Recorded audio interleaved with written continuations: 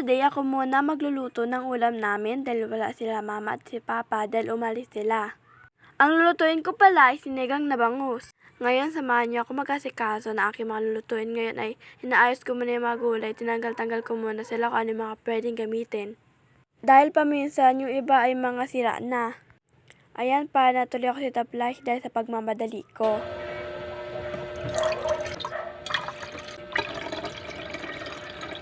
Ngayon, bubuksan na natin ang kalan para makapag-umpisa na tayo ng pagluluto. Habang nakasala ang ating gagamitin sa pagluto, maghihiwa muna tayo ng sibuyas. Kalahati lang pala ginamit kong sibuyas dahil pwede pang gamitin ng kalahati dahil malaki naman ito. Inilagay ko na pala ang sibuyas na hiniwa natin kanina at siling green. Isunod naman natin ilagay ang isda.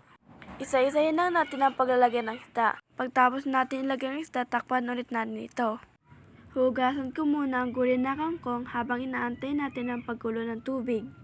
3 banlaw pa lang ginawa ko dito para matanggal ang mga dumi. Inulit-ulit ko lang ang paghuhugas ng gulay na kangkong para ito ay maging malinis. Kung napapansin mo nang di na gaanong madumi ang tubig, pwede mo na itong tanggalin.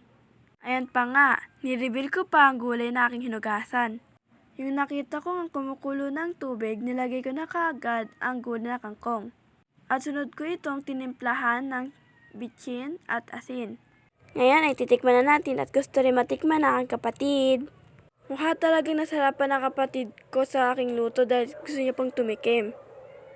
Kung mahilig ka sa maasim, pwede mo lagyan ng sinigang na sampalok.